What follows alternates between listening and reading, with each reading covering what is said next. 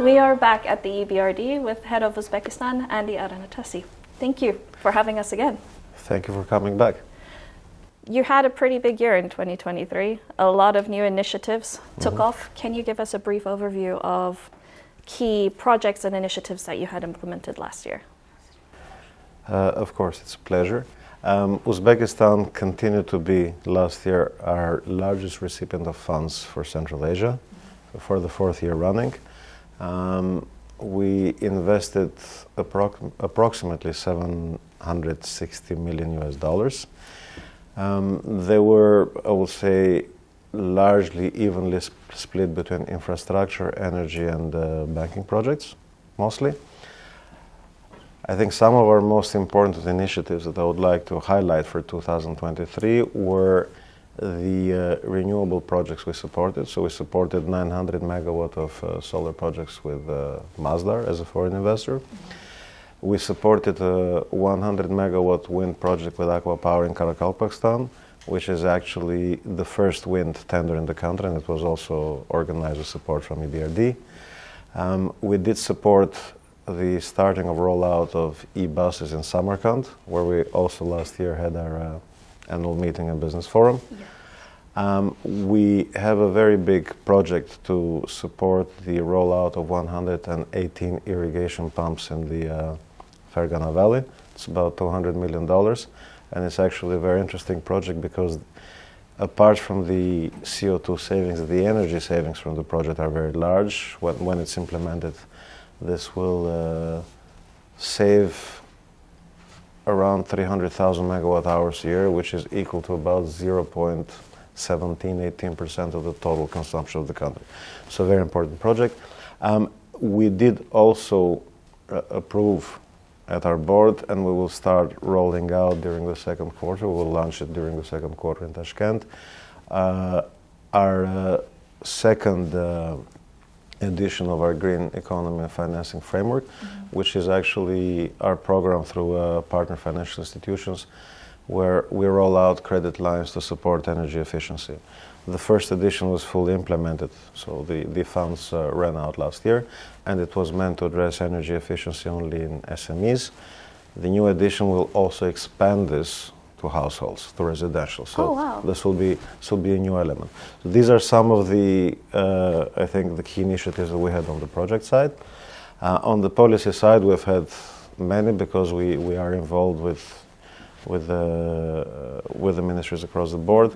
The two initiatives which I would highlight are the biggest ones and are still ongoing, and we hope to complete in 2024, is supporting the National Energy Agency for Prospective Projects, who's a regulator of the capital markets now, with drafting and approval through the Parliament of a new capital markets law.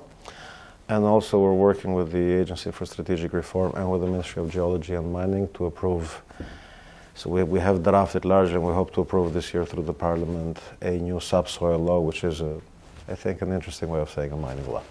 Subsoil mining. Subsoil, yeah, this is it. But these are some of the key initiatives we had during 2023. And you also launched Star Venture and Youth in Business programs as well last year, correct? We did, yes. Any news on how they've gone so far? Youth is still new. Well, Star Ventures is still new as well. So Star Ventures, we launched it at the ICT week, which I believe was towards the end of October.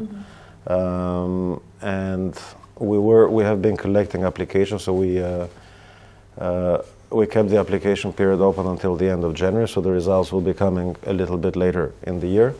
Whereas Youth in Business, as you know, was launched in December. We did have the first few lines signed with Hamkor Bank in Uzbekistan, also with some partner institutions in Kazakhstan, Mongolia, and Tajikistan. And we hope to basically roll out most of it during this year. So we have enough demand for Youth in Business. It's an important program for us because we have realized also from our experience in the other countries that there are certain segments of the society, let's say of the business community that tend to be underserved. One of them has been women. As you know, we have a very successful Women in Business program. I even learned from my previous life and my previous job in the Western Balkans that with this type of programs, whether it's with women or with youth, we have to combat a little bit, I don't want to call it prejudice, but a certain mindset, where certain groups we consider riskier than others. And we found out from statistics we collected for women in business, for instance, that women actually are a lot more conservative when they're on business than men. They're more likely to pay back their debts. They're more likely to have low leverage in their business, which is what the bankers want to see. With youth, it's the other thing, that the youth are considered risky because they're always more entrepreneurial, more outgoing. So there's a lot more support needed. And this is basically what the Youth in Business, as you know, program tries to achieve. The idea is to give them both access to finance, but also to give them the necessary technical support that they may need to roll out their business. It's especially important for Central Asia because between 25 and 30% of the population falls in the 18 to 34 age group, that's a significant amount. It's essentially almost 1/3 of the population which needs access to finance, and this is what Youth in Business is meant to achieve. Overall, we've had a number of programs. We had another one which we started rolling out last year through one of our partner banks, SQB, which was meant actually for SMEs, but to address, I think, the need for financing, not so much in the capital city, which everybody does, but in the regions. So there was a target to do the majority in the regions. So with this type of facilities, we have managed to support the creation of about 7,000 new jobs over the last strategy period, which we're very proud of. And you should be, that's incredible. Do you see the regions within Central Asia as being key focal points for development, as opposed to, like, a lot of people, especially here, locals, are really focused on the capital itself, whatever's going on here. What do you see in terms of the importance of the regions for the development within here? Of the market, the economy, of potential? Look, I mean, Central Asia, I think, is a very dynamic part of the world. I think Uzbekistan is not unique in that it has a young population, so most of Central Asia is young. I think the potential for development is very big. Then the speed of the development of countries varies depending on the pace of the reforms. In Uzbekistan, for example, the reason why we have done is that the pace of the reforms has been there. I cannot say it has been even at all times. Sometimes it's been quicker, sometimes it's been a bit slower, but the reforms have continued. And that has helped us with rolling out more projects, more business, having more impact. But also, as a region, Central Asia sits, I think, say, in the crossroads between the Far East and Europe. It's a very crucial point. I mean, as the old Silk Road used to pass through here, I think in modern times it's not going to be any different. As you know, one of the big projects which is being spoken about a lot these days as the Trans-Caspian sustainable route, or corridor as we call it, which is supposed to go through Uzbekistan, through Kazakhstan, Azerbaijan, Georgia, and either towards Western Europe or Turkey as well, so both definitions. So it is basically, the region is sitting in a very important strategic area. There is actually many other transport corridors that are being spoken about, whether it's the railway from China to Uzbekistan, whether it's the Trans-Afghan route. So a lot of projects are being considered. We will see some of them will be realized and some of them maybe not. But just the fact that there are so many projects spoken about at the moment is a testament to the importance of the region. And it's a testament to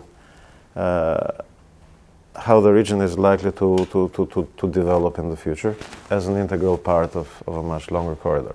I want to quickly jump back to the substantial funding that Uzbekistan received, $760 million. How do you track where all of that goes? What is the transparency that comes with all of that? So we have a lot of checks in place. Now you have public projects and private projects. Public projects will usually run, but not usually, they will always run through public procurement, competitive tenders, which are done in accordance with our rules, which are very strict. So this is one. This is how basically winners of tenders are announced. whoever wins the tender and is supposed to implement or is supposed to construct or do the project, there is an implementing entity on the government side that follows it. But typically, we also have in place what we call the lender monitors, who visit the site quite often to see whether the project is progressing as planned, to monitor the expenditure of the funding. Public projects also regularly, the disbursements themselves of the funds go through special accounts which are meant only for the project. The use of proceeds out of those accounts gets audited regularly, so there are a lot of checks for this. In private sector, we have a similar way of following it. So you have a lenders monitor to look at this. You have a supervision engineer who looks to see how the project is being implemented. You sometimes have an owner engineer, because also the owner of the project wants to make sure the funds are being spent properly.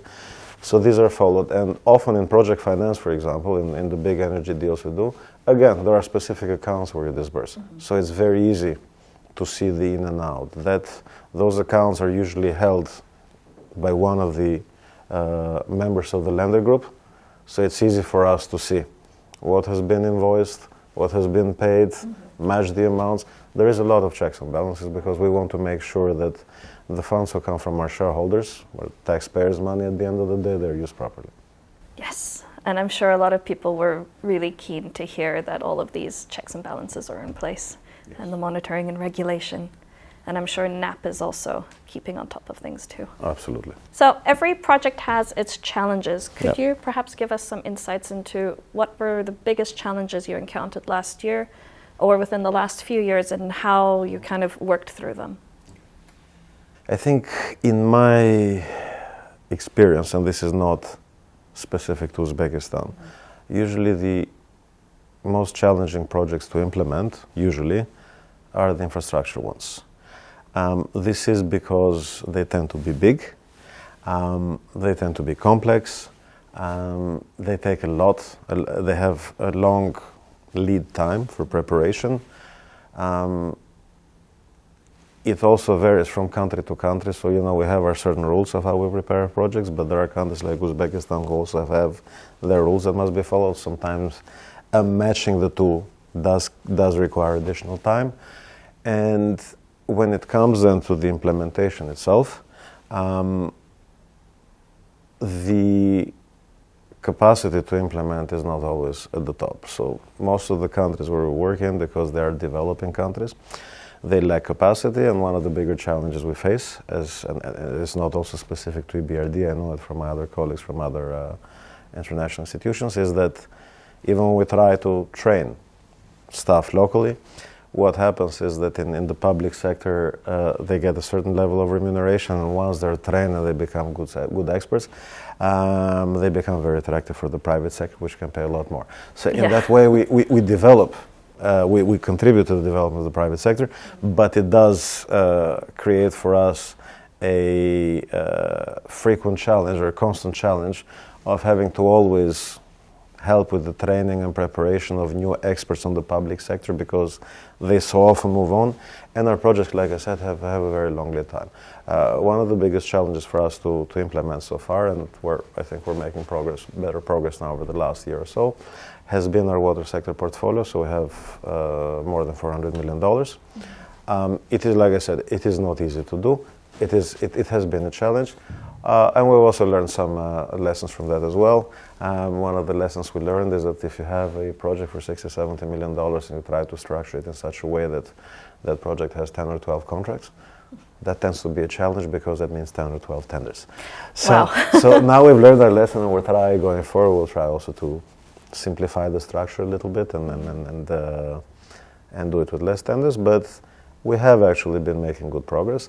The important thing is that we work closely, usually with the authorities and the implementing agency. In the case of water projects, it's forthcoming. But regardless of that, if we're working with the road committee, we work with them and the Ministry of Transport. If we do water, we work with forthcoming and the Ministry of Water Resources. So the important thing is close cooperation, being always in touch. What also helps us as EBRD is that we have a very big office on the ground. We're close to 60 people. So we have experts here. Both the office in Uzbekistan and the office in Almaty in Kazakhstan are considered regional hubs, so we have a lot of staff. If we don't have staff immediately here, we can draw them from our office in Almaty. We have I think a fairly large office in Tbilisi, which is not a long flight away, so we can draw from there as well. Our procurement specialist, for example, for our public sector projects is based there, so they can come and go. And all of these factors, I think, they help us to try to address the challenges that we have in the implementation. But I would say that has been our biggest challenge so far. Yeah, and as you said, it's relevant for all of the emerging economies, all the developing countries. Absolutely. It's capacity building that is needed. Absolutely. It was absolutely the same in my previous job. We had a client with whom we had done 11 projects by the time I left, and it was always the same challenge. You prepare the experts, they become really good, and then they go. And then somebody takes them because they become good. Is there a way to kind of overcome this bleeding off?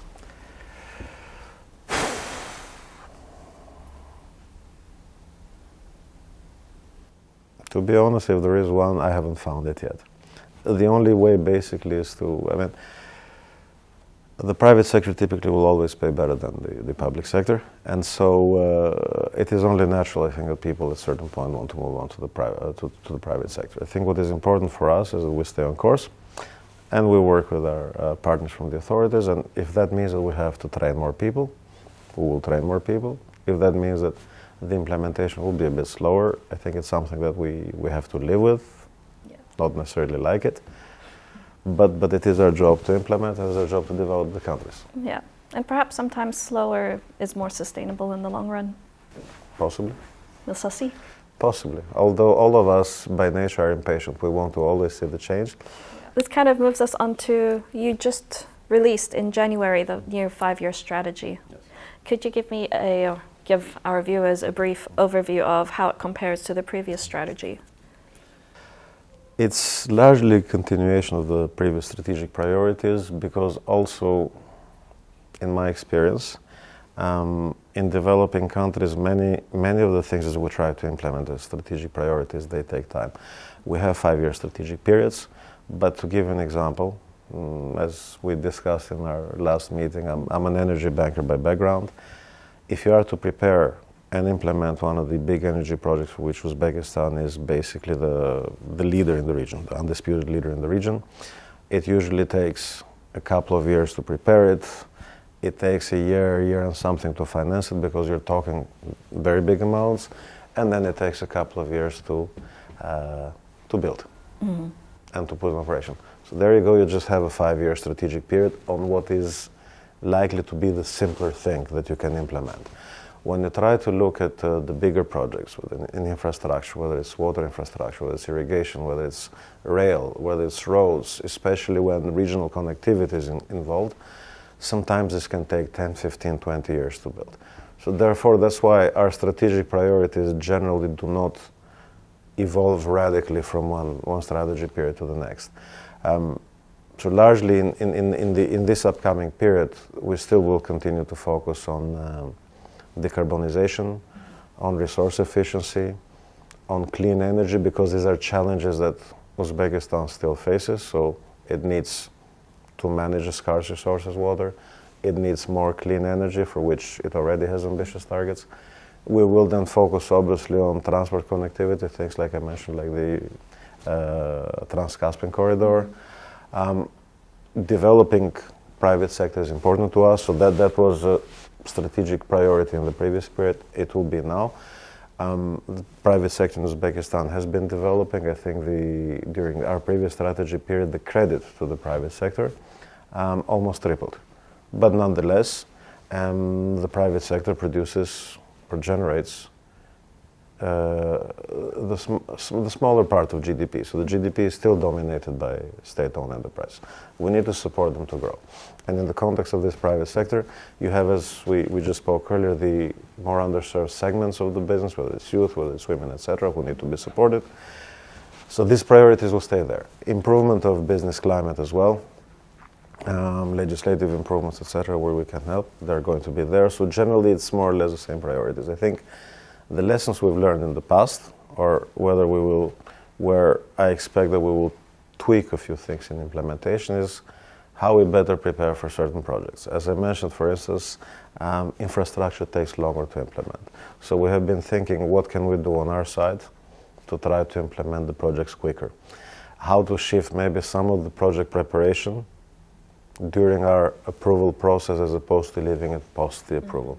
So there will be certain tweaks like that, but generally the priorities will stay the same. Yeah, it really aligns with that bigger vision that you were mentioning before, 15 to 20 years, Yes. but in smaller increments. More Look, achievable goals? Absolutely, but one example that I can mention, what we've discussed, for example, we'll be working with the Uzbek authorities, is to see how to achieve a situation where the emissions in the net emissions in the power sector only are zero. Now, the typical target, as you know, for these things, not only here, in Western Europe and the more developed world, is usually 2050. So that already gives you a 25 to 30 year horizon in which to do things. Yeah. And therefore you need to, basically getting to net zero is going to continue to be a target for us. Eventually it will be how to get to net zero economy-wide, but that will be done in consecutive strategic periods. So between now and then we'll have another 4 or 5 strategic periods, and this will continue to be a priority because that one is a global challenge and a global goal. So certain priorities will continue to stay there, and we'll continue to implement it for a long time. What do you envision for this year, for 2024? What are you looking most forward to in terms of projects or implementations that are going to be happening? So we will continue with renewables.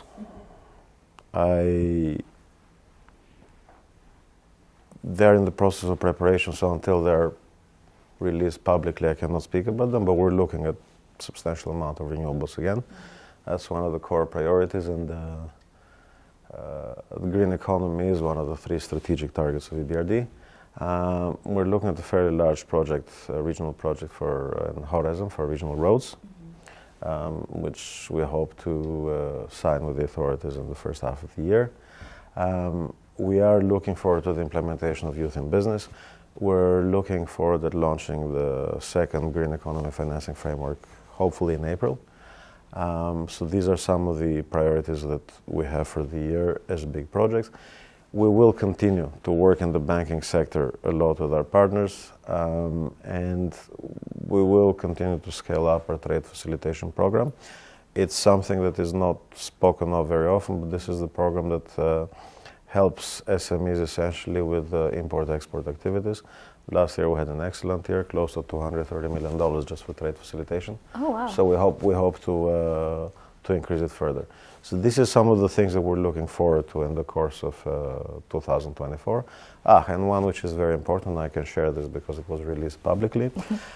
We're looking forward to financing the first green hydrogen project in the region.